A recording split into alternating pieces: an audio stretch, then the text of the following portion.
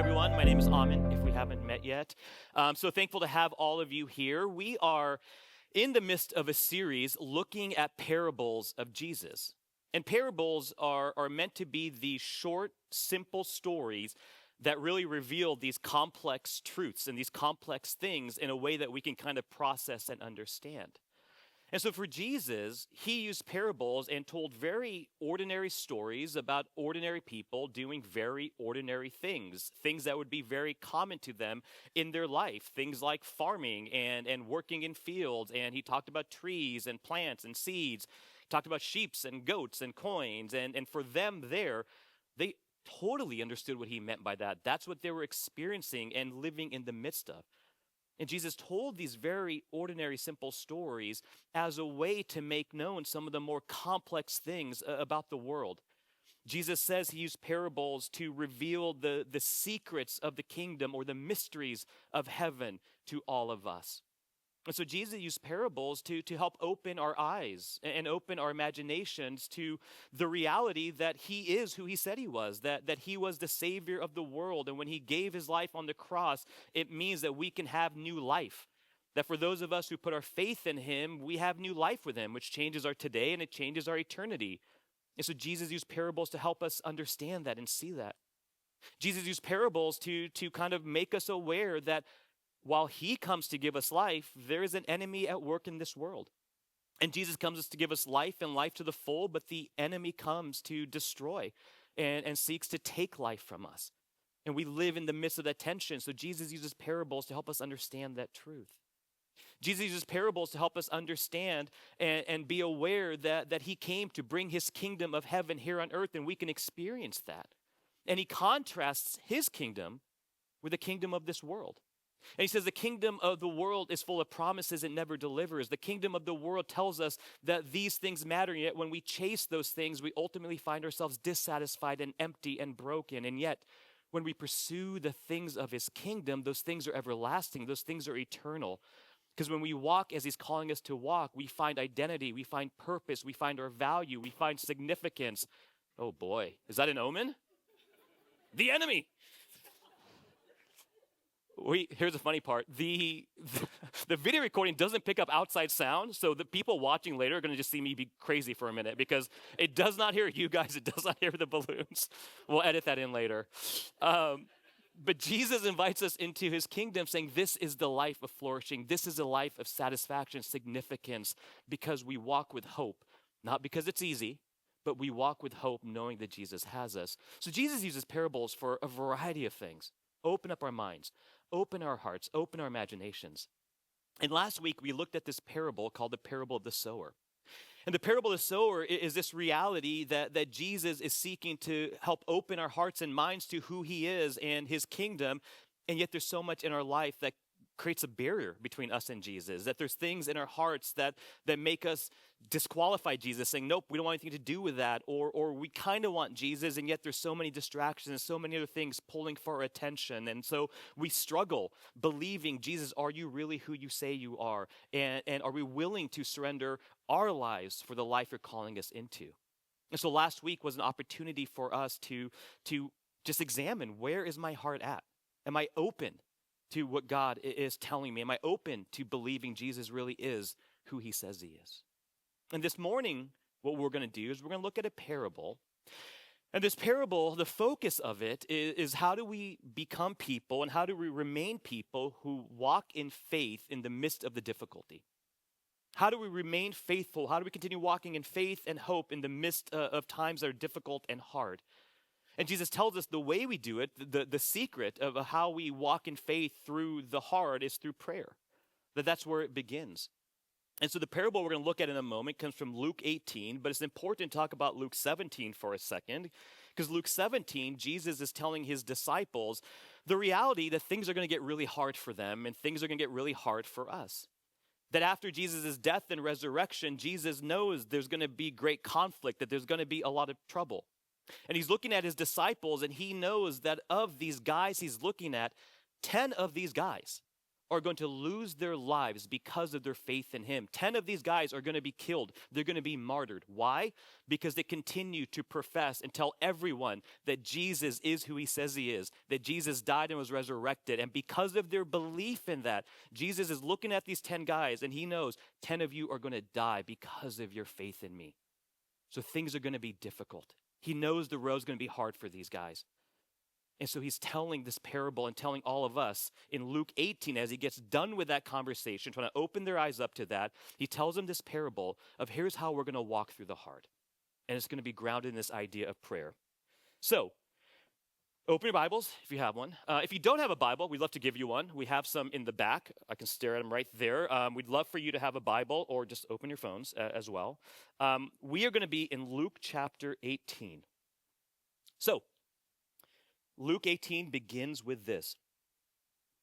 It says, "Then Jesus told his disciples a parable to show them that they should always pray and not give up.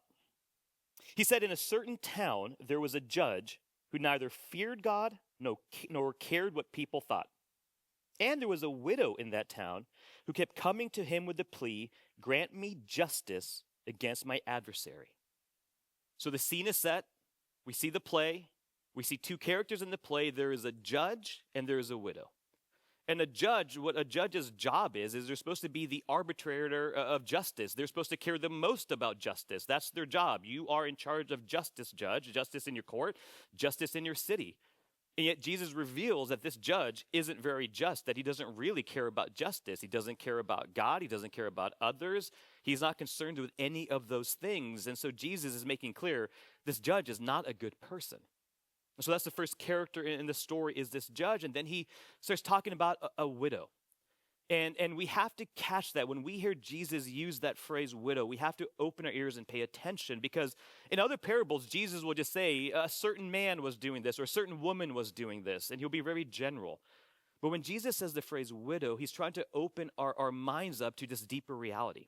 See, throughout the Old Testament, New Testament, throughout the times before Jesus, during Jesus' teaching, he would talk about this group of people, and he would say the orphans and the widows. And God would talk about the orphans and the widows. And why God talked about that group of people was at times, yes, specifically, I'm talking about orphans and widows, but it was also meant to represent the group of people or communities of people who are the most vulnerable.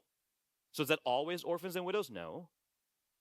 But Jesus is using this as a way to draw our eyes to this reality that this person in this story is considered one of the most vulnerable, especially in this time. If you were a widow, if you were an orphan, the reality was by no fault of your own, you are finding yourself in a situation that is going to be extremely difficult. And if you were a widow and you didn't have a family that's going to take you in and take care of you, you were left on your own. And at that time, that was not very good. You were not in a good spot. In fact, you would be pretty dependent on others to care for you and to look out for you. And so Jesus saying there is a judge whose job is supposed to be all about justice, but he's not good. There's a widow who's considered the most vulnerable, that we should be looking out and protecting the most vulnerable. And instead, this widow is going to this judge and she's pleading for justice. Because it's not just that she's a widow, there's somebody that's against her. There's somebody trying to impede her life. Not only are people not helping, this person is trying to take advantage of her and take advantage of the station in life she's in. She has an adversary. And so that's the two characters, a judge, a widow. The widow's coming to this judge asking for justice, asking him, do the right thing. In verse 4, it says, for some time he refused. So she just kept coming back, and he just kept refusing. But finally he says to himself, even though I don't fear God or care what people think, yet because this widow keeps bothering me, I will see she gets justice so that she won't eventually come and attack me. This widow kept coming back and back again, and finally the judge decides to do what is right. This is a technique that we all know and we are aware of in our lives. It's a technique that we have all used. It's called badgering people until you get what you want. All of us did this as kids. We badgered our parents until they finally relented. If you have young kids, you're seeing that they've already learned this trick in your life, that if they keep asking and asking and asking, you're going to do it. Hopefully you as adults aren't using this like in your life with your people or at work. This is not a good technique to use as adults, but as kids, it's a really effective strategy. And so my brother and I used it. It's helpful if you have a sibling, because if you can tag up and team up together, it's really much more effective. And we would badger our parents to get what we wanted. One of the main things that we used this great technique for came when I was a wee little boy, and this thing called the Nintendo had just come out. Not the Nintendo Switch or the Cube or all these other weird Nintendos. No, I'm talking about the OG, the original Nintendo, 1986. The Nintendo comes to the United States, and my brother and I were mesmerized. We would go to every single store. Who remembers this? You'd go to the store and it'd be on display. And the Mario would be running back and forth, and everyone would be transfixed. We'd all go and we would just stare at the TV and wonder about the possibility of this Nintendo. It felt like everyone in our life had a Nintendo. My brother and I were the only ones that didn't have a Nintendo. And so 6-year-old Amen and 8-year-old Sonny, we began just badgering our parents every time we'd go to the store. Nintendo, Nintendo, Nintendo, Nintendo. Every time we were around them, Nintendo, please give us the Nintendo. Everyone has a Nintendo. We're the only ones. And then we went to my cousin's house. And my cousin got a Nintendo, and they lived over an hour away. And we went to their house, and we played, and our minds were blown. It was as good as we had hoped it was going to be. And so finally, one day, my parents buy us this Nintendo, and it was a big deal. I mean, the Nintendo cost $100, and for my family, that was a really big sacrifice. I mean, we bought school supplies at the 99-cent store. I got shoes at Payless. To spend $100 on a toy, it was a big deal for my family. But my parents did it. Why? Because we badgered them, but why did they really do it? Because they loved us, and they wanted us to be happy, and they wanted us to have joy. So out of that reason, my parents got us a Nintendo. If we would have never badgered them, would we have gotten one? Of course. At some point, they would have broken the bank and bought us a Nintendo. And so contrasting that with the judge, my parents' motivation, your motivation as parents when your kids badger you and you relent, often is out of love. Like, fine, I will do this for you because it's going to make you happy in this moment. The judge, on the other hand, changes his mind not because of his love for the widow, not because logic finally broke through, not because she convinced him. And he's like, gosh, you're right. All of the things you're saying make sense. You are being taken advantage of. Let me do the right thing. That was not the motivation of this judge. What was the motivation of this judge? Self-preservation. He says, I am doing this so that she won't eventually come and attack me. He's like, she's crazy. And I don't know what she's going to do. She keeps coming back week after week after week, asking for justice. And so out of fear and self-preservation, this judge decides to do what is right and what is just. And so Jesus then explains the parable to his disciples. He says, listen to what the unjust judge says. Listen to his words. Listen to his motivation. He exposed his heart. He's not a good person. He's not acting with a mindset of justice. He's doing it out of self-preservation. Listen to what he says. And then Jesus begins contrasting himself with this judge. And he says, will not God bring about justice for his chosen ones who cry out to him day and night? Will he keep putting them off? Jesus saying, I am a God who is good. I am a God who is just. I'm a God that loves you and knows you and cares for you. I call you my sons and daughters.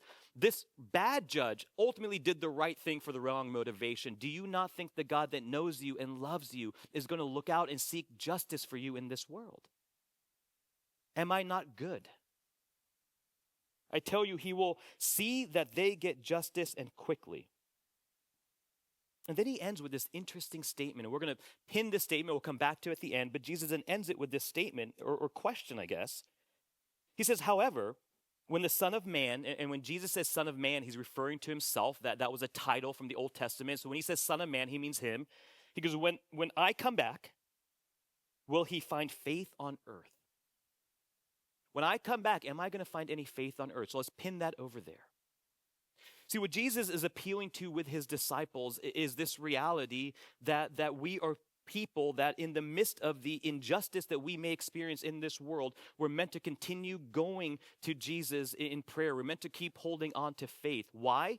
Because he tells us he hears us. He goes, I hear your cries, and I hear the injustice, and I'm aware of it, and it matters to me.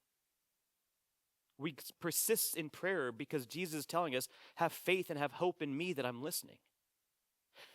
There's this great section that has always been so impactful to me, and it comes from this story in the Old Testament. And if you were with our church those first few weeks of our existence in January, then you know this section because we spent a month looking at these few verses.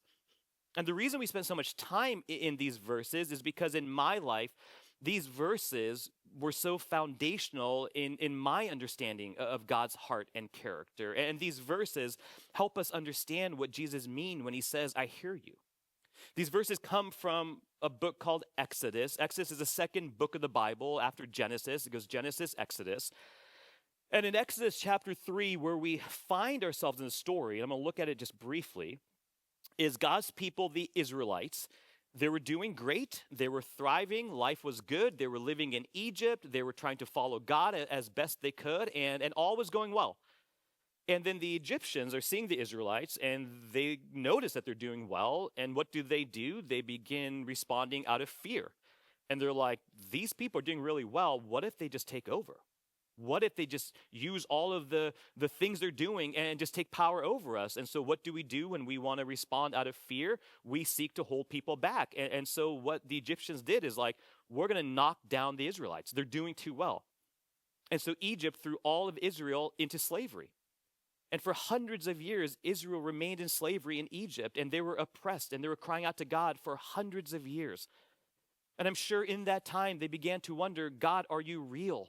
God, are you listening? God, are you paying attention? God, do you hear us? God, do we matter to you? They're crying out to God for hundreds of years. And in Exodus chapter 3, we see God come to a man named Moses, and he says these words that give us a beautiful understanding of who God is. This is Exodus chapter 3, verse 7. The verses will be on the screen, I think. Yeah. God says, I have indeed seen the misery of my people in Egypt. I have heard them crying out because of their slave drivers, and I am concerned about their suffering. So right there, God reveals these three incredible truths, that he sees what's going on, that God is paying attention. He's not distant. He sees the suffering. He sees the pain. And then he says, I'm hearing your cries, that your cries are not lost on me. What I love about that, he's not saying, I heard your perfect little prayers at church when you got dressed up real nice and you prayed these perfect little words. I heard those. No, he's saying, I heard your cries. Meaning the times in our life where we can't even put to words the pain and the suffering we're experiencing. And all we have left is just to cry out. And God is saying, I hear those cries. Those cries are not lost on me. I'm listening. So God says, I see you. I hear your cries. And not just that, but I'm concerned about you. I'm concerned about your suffering. Your suffering matters to me.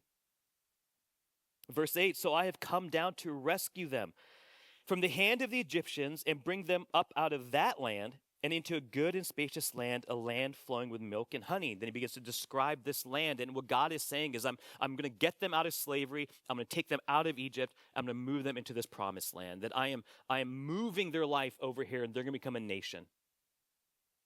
And in verse 9, he says, and now the cry of the Israelites has reached me, and I've seen the way the Egyptians are oppressing them. So now go. He's telling this to Moses. Go. I'm sending you to Pharaoh to bring my people, the Israelites, out of Egypt. See, this is what Jesus is saying. The Israelites were facing injustice. They were oppressed. They were in slavery, and they're crying out to God. And God says, I hear those cries. Don't lose faith. Don't lose hope. I'm seeing you. I'm listening. I'm doing something about it. And so when Jesus is telling his disciples this parable that we're supposed to be persistent in prayer, we're not supposed to lose hope, this is what he's saying. That for some of you in this room, you have experienced injustice in your life. That I know there's some of you in this room that have felt this pain. That you have been oppressed, that there have been people that were over you, that were in positions of power, and they used their positions of power to hold you down, to take advantage of you, to abuse you in certain ways. They didn't use their power to lift you up, but instead they used their power as a means to do evil. That I know there's people in this room that have felt they didn't have a voice and they couldn't stand up for themselves. You have seen and experienced this injustice that I'm talking about this morning. For others of us, we see injustice in our daily lives that we experience, that there's things going on that we see all the time. And maybe for some of you, the injustice that you experience is you are trying to do what God is telling you to do. You're trying to be a part of his kingdom, and you're trying to be somebody that walks with integrity and morality, and you're seeking to walk looking out for the interest of others, and you're trying to walk bringing hope and mercy and love to the world. And you're trying to do all the right things, and yet you see people that are living in opposition of all of that, and it seems like in a lot of ways they're winning and you're losing. That you're trying to do this right, and yet these people are acting out of immorality, and they're deceitful and they're evil, and yet why does it seem like they're winning? Why are they buying bigger houses? Why at work are they getting promoted and they getting raises and they're getting bigger offices and I keep getting passed over? They're operating deceitfully and I'm operating with integrity. God, where is the justice there? Why is it that these people are winning and I seem to be losing? There's so many different ways that we in our life might experience injustice. And there's so many things that we may have already experienced in our life where we are just so resonating with this reality of what happened to this widow, what happened to the Israelites. And what God is trying to tell us through all of that is hold on to hope. That he is listening, to continue come to him in prayer, continue moving towards him because he is at work. He sees you, he hears your cries. When we experience this type of injustice, Jesus is telling us, stay faithful, stay strong in the midst of the hard. And I know some of us have experienced this injustice, and I can bet that all of us have witnessed injustice in this world. That we've all seen injustice in this world. We've seen it in our cities. We've seen it in our communities. We see it in our nation. We see injustice in this world. We see people being oppressed. We're seeing people that have no voice. We're seeing people that are being taken advantage of all around us. And what Jesus is saying is when we see injustice in our world, we're meant to come to Jesus in prayer. And what we're praying is that more of Jesus' kingdom comes here on earth because that is a kingdom of justice. And so when we see injustice, we come to God in prayer. But we also know, and what Jesus also tells us, is when we come to God praying for more of his kingdom to come, what does he tell us? So bring it. So bring my kingdom here. Be a part of bringing justice into this world. So when you see someone who can't stand up for themselves, stand up for those people. When you see someone who has no voice, be the voice for the voiceless. When you see someone being oppressed, stand between the oppressor and the oppressed. That is what Jesus is calling us to. You're seeing injustice in this world? Come to me in prayer. Don't lose hope. Be a part of bringing my kingdom, my justice into this world. There's a lot of places where we see this in Scripture, this admonition of God to us to be a part of bringing his healing, his goodness, his justice in this world. One that I love that I want to go to comes from the book of Isaiah.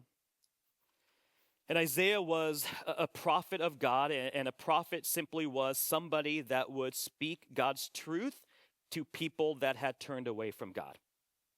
And the heart of the prophet was to turn people's hearts back towards God, to open people's eyes back up. And there's this beautiful verse in Isaiah chapter 1, verse 17 that connects so deeply to this parable. And so Isaiah 1:17, it says, learn to do right. People, community, learn to do right. Seek justice. Defend the oppressed. Take up the cause of the fatherless, plead the case of the widow. Be a part of bringing my justice into this world. And then Jesus ends it with that very strange statement, right? He tells this parable. He's opening our eyes up that it's going to be hard. He's helping us recognize that with sin coming into this world, evil came into this world. A part of the evil in this world is injustice. We experience it. We see it in the world around us. He's telling us to maintain hope, to continue coming to him in prayer, to be a part of bringing justice into this world. And then he says, however, when the Son of Man comes back, when I come back, will I find faith on earth? I want to invite the worship team back up. Because what Jesus is recognizing is this reality that things are going to be difficult, and it's so easy to not have faith. It's too easy to lose hope. That maybe for us, when we are seeing others winning and we keep losing for doing things the right way, how easy is it going to be for us to begin bending and saying maybe for just one time and maybe just this one deal, maybe just for this one moment, I'm going to lie, steal, and cheat and get myself a little ahead just to catch up with all these people that are doing it wrong. Will we remain faithful in the midst of the hard when we are experiencing injustice, or are we going to begin to bend? Jesus wants us to remain and have hope as we experience injustice in this world. Jesus wants us to be people that continue having hope when we see injustice in this world. Because what can happen is we look around and it's too much. And we look around and it's too hard and there's just too much injustice and we don't know what to do about it, so we become numb. And we stop paying attention and we stop looking and we don't know what to do with it, so we kind of close ourselves off and we build very little safe homes for ourselves where we don't have to deal with the reality of the pain and the suffering around us. And the minute we do that, Jesus is saying you're not stepping into the real and you're trying to avoid the hard. We need to walk in the hard. We need to pay attention to the pain and suffering around us. We need to be people that are aware and we're looking and we're seeing and we're noticing.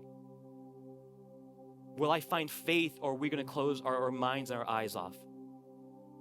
Jesus is telling us that we need to be people that stand for those that cannot stand for themselves. Why? Because Jesus stood for us when we couldn't stand for ourselves. The truest picture of justice that we'll ever see happen on the cross. That a price had to be paid for the penalty of sin. God hates sin. God cannot tolerate sin. And so there had to be a payment. Something had to be done because of sin. And so justice is shown on the cross, where Jesus goes to the cross. And yet we also see the cross represents his mercy, because instead of us going to the cross, Jesus goes in our place. That is the picture of justice and mercy. Jesus stood for us when we couldn't stand for ourselves. And because of that, he calls us to be people that go into this world and be the voice for those who have no voice, to stand up for those who can't stand for themselves. Will we remain faithful? Will we persist? Because it's so easy to lose hope and bend. Jesus knows it's hard, but he's telling us, I hear you. Your cries are not lost on me. I'm walking with you through the hard. Have faith and have hope in me. Will you pray with me this morning?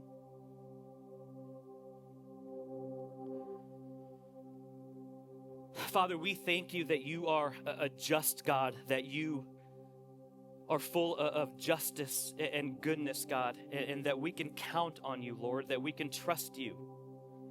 And even in times when it's hard, Father, even when it doesn't seem like anything is changing, when it seems like nothing I'm doing matters, Father, you continue giving us hope that you see us. And so, God, help us put our trust in you this morning, wherever we may be at in this journey or in this story. Maybe today we are just walking in and we are suffering and we have experienced and seen so much injustice. We're at the just end of our rope. God, meet us there. Remind us that we're not walking alone. Remind us that you are walking with us. Father, help us be a people and a community who take seriously your command to look out for the most vulnerable.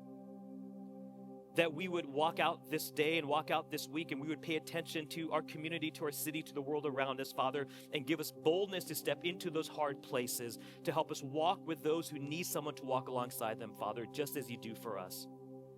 God, help us be an instrument for your justice, your love, your peace in this world. Help open our eyes and help give us confidence to step forward. God, we know that there is hard. And yet we walk in hope because of you. We love you, Lord. Amen.